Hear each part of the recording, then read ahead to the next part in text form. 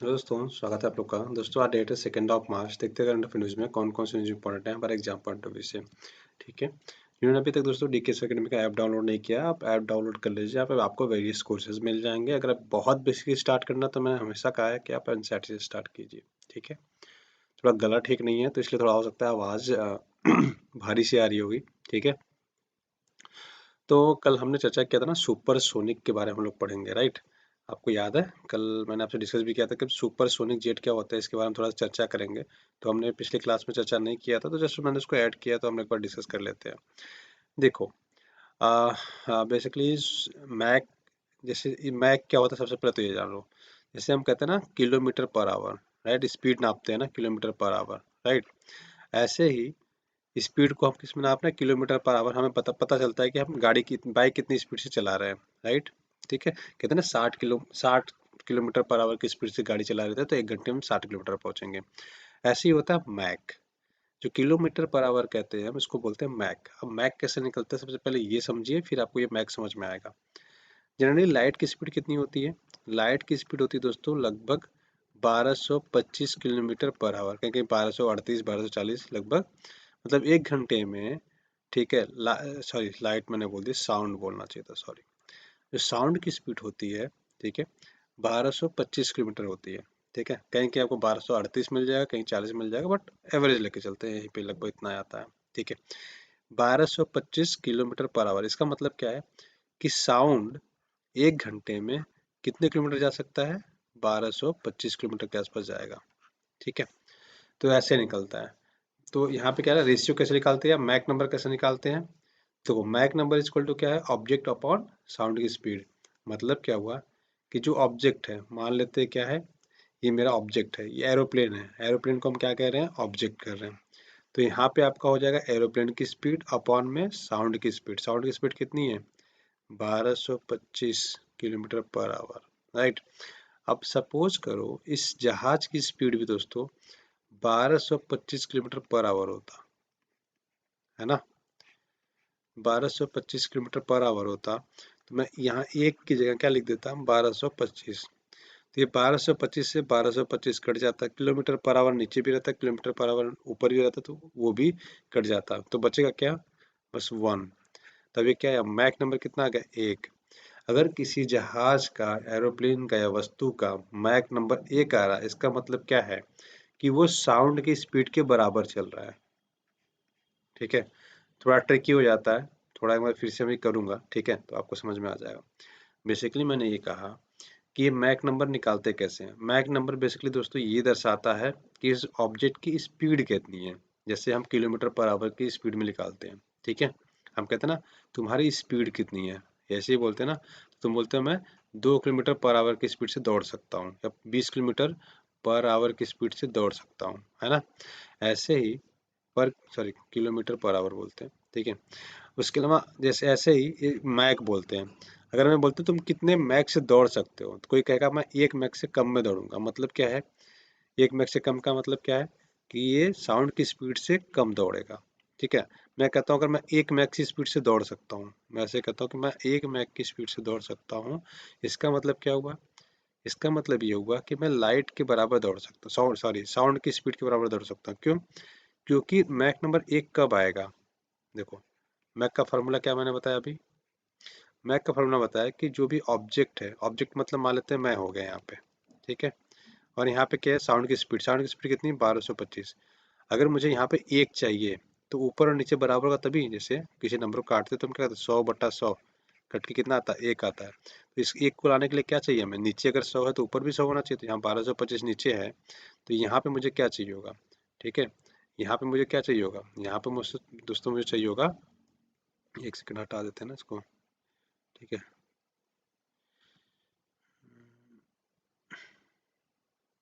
1 second, कोई नहीं ऐसे ही कर देते हैं। मैंने तो इसको हटा दिया, और यहाँ पे मुझे कितना चाहिए, 1225, तब ना मेरी वैल्यू 1 आएगी, है ना। तो 100/100 यानी 225/225 इक्वल टू 1 आ जाएगा। आशा करता हूँ आपको समझ में आया होगा, नहीं आया होगा तो वीडियो को एक बार फिर से बैक करके देखिएगा। एक बार फिर से मैं रिवाइज कर दे रहा हूँ। मैक नंबर निकालने का सिंपल सा तरीका होता है कि ऑब्जेक्ट की स्पीड चाहे एरोप्लेन हो, चाहे मिसाइल हो, चाहे जहाज हो, उसकी स्पीड कितनी है, अपॉन में जो हमारा साउंड होता है, आवाज़ होता है, इस आवाज़ की स्पीड कितनी है।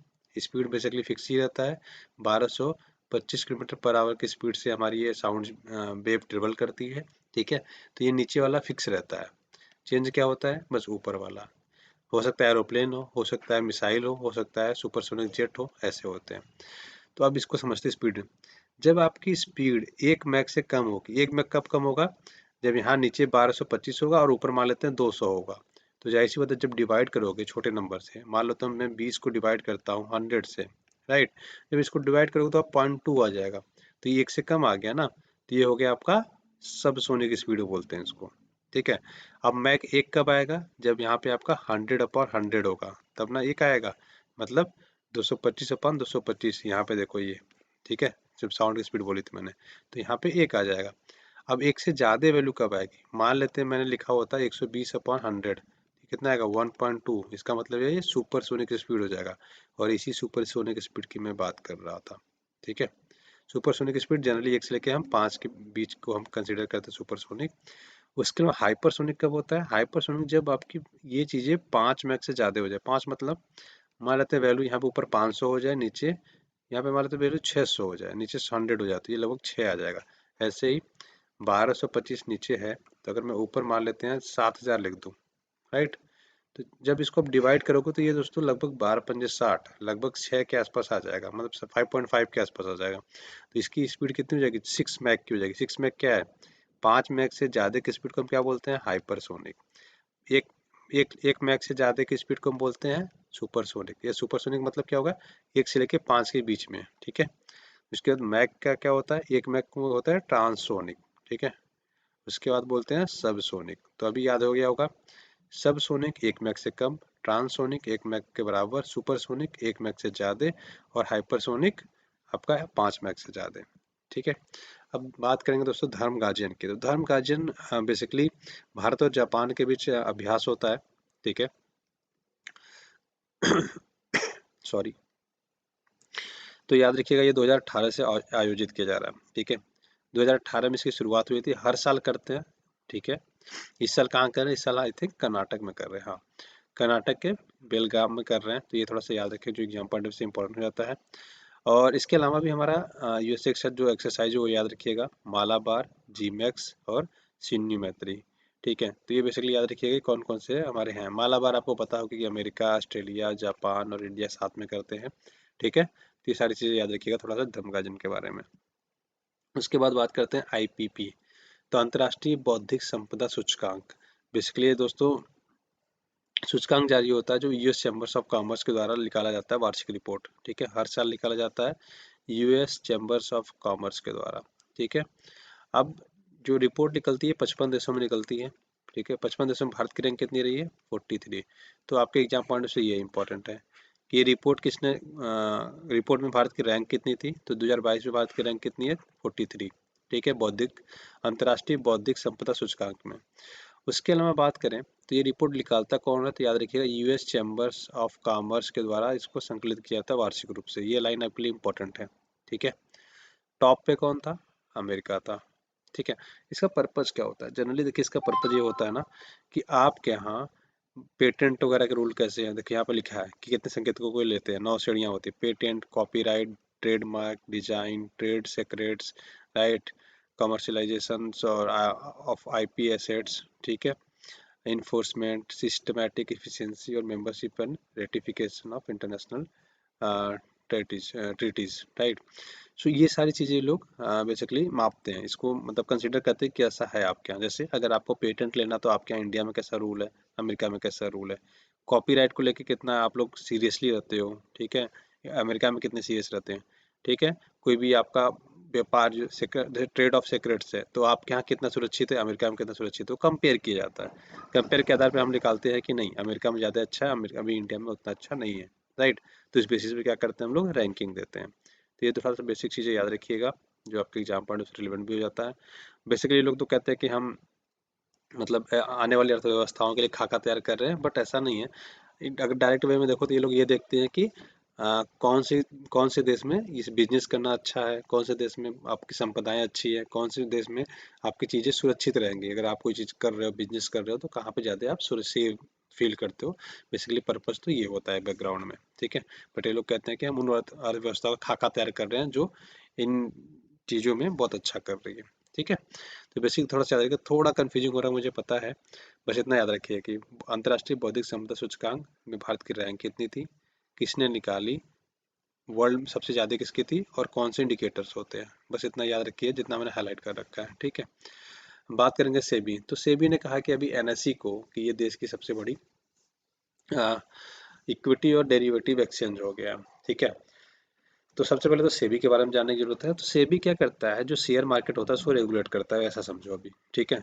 ठीक है। तो सेबी की स्थापना की बात करें दोस्तों, तो ये होता है 12 अप्रैल 1992 को इसकी स्थापना हुई थी, याद रखिएगा, ठीक है।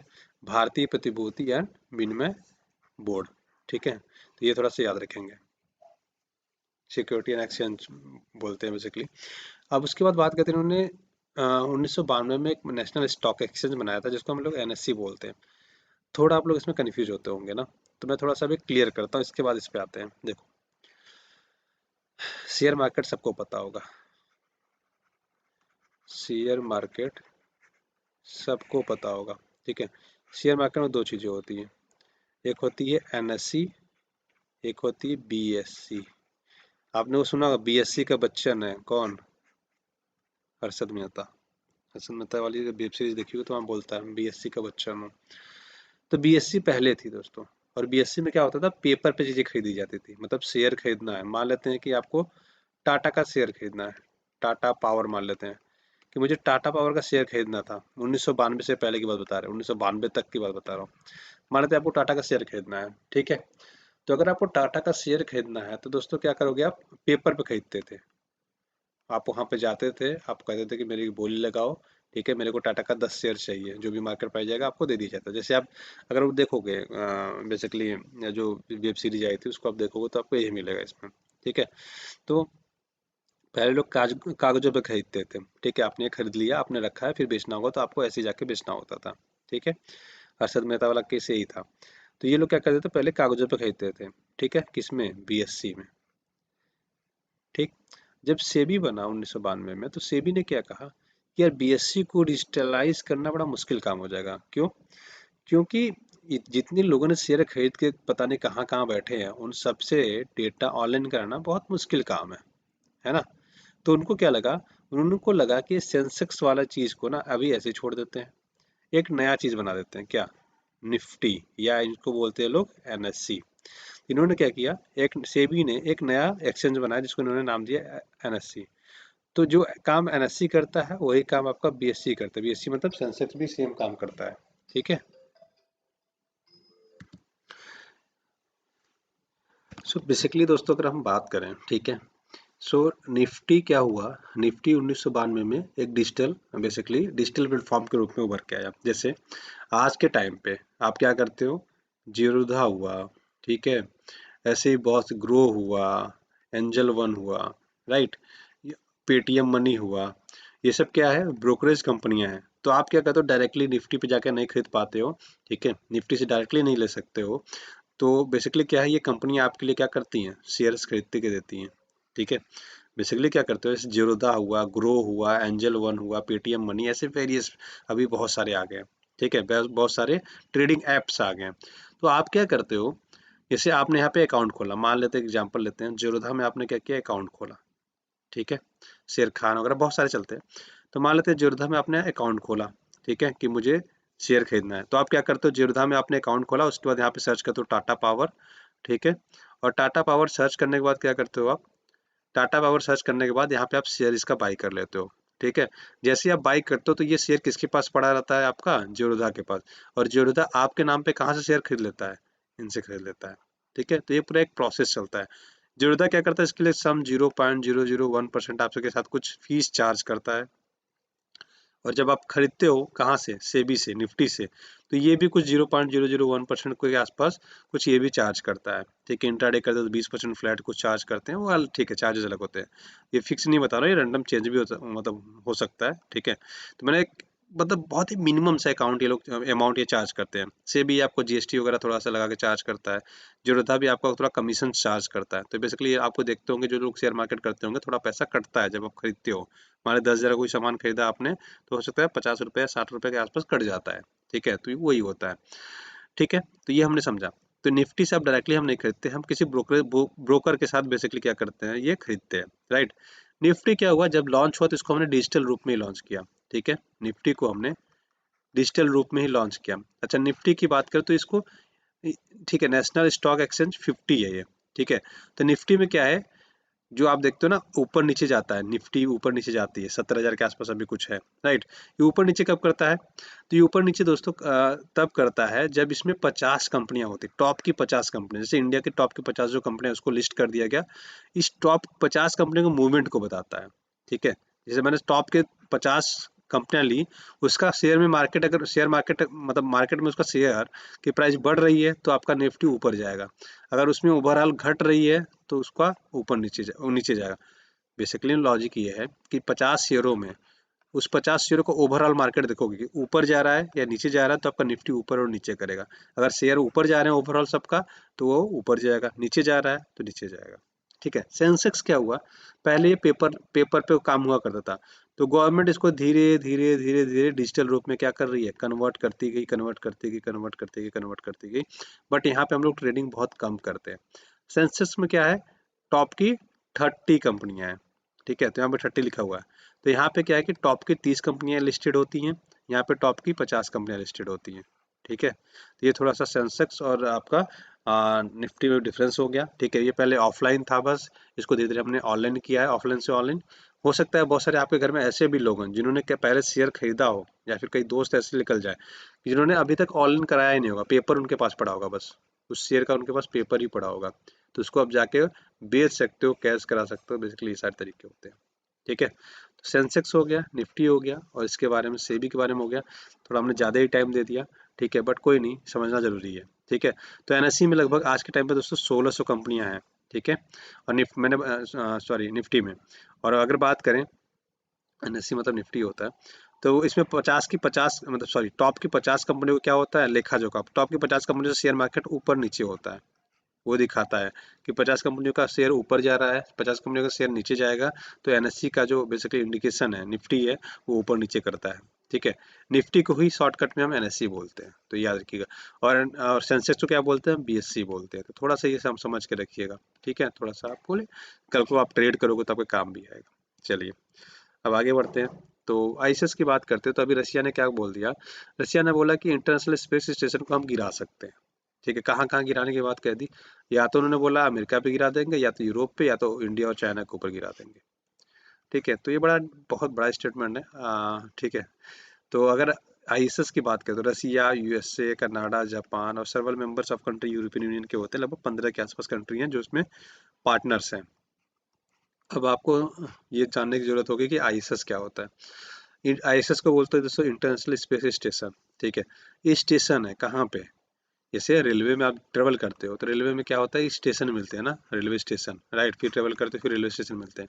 तो इस स्टेशन का क्या मतलब होता है, स्टेशन इसलिए नहीं होते हैं कि आप वहाँ पे यात्री बस चढ़ते हैं और उतरते हैं, नहीं, स्टेशन मल्टीपल काम के लिए होते हैं। जैसे एक तो होगी कि जो रेलवे के यात्री है वो उतर सके, चढ़ सके।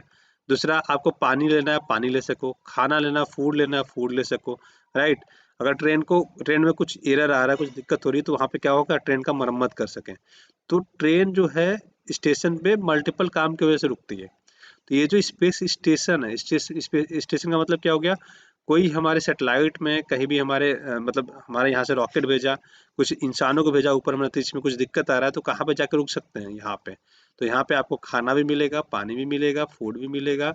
ठीक है, और आराम करने का भी मिलेगा। और कुछ एरर आ गया, कुछ मशीन में खराबी होगी जिससे आप गए हैं ऊपर अंतरिक्ष में, तो वहाँ पे इसको ठीक किया जा सकता है। और अंतरिक्ष में कोई भी सैटेलाइट से उसमें दिक्कत आ गया तो यहाँ से सामान लेके जाके हम वहाँ पे ठीक कर सकते हैं। तो बेसिकली ऐसा होता है आईएसएस का काम। ठीक है, तो अभी ऐसा करता हूँ, आपको समझ में आ गया होगा।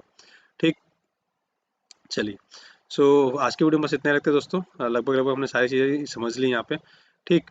सो रशिया यूक्रेन के बारे में लगभग हमने आज क्वेश्चन तो कुछ ऐड नहीं किया है, तो नेक्स्ट कल के लेक्चर में करते हैं, तो देन हम क्या करेंगे फर्दर आपसे क्वेश्चन पूछेंगे। ठीक है, तो आज के वीडियो में बस इतने रखते हैं। आशा करते हैं वीडियो पसंद आया होगा। पसंद आया तो दोस्तों लाइक से सब्सक्राइब करना ना भूलिएगा। वीडियो देखने के लिए बहुत बहुत धन्यवाद दोस्तों, आपका दिन शुभ हो। Thank you so much, have a great day.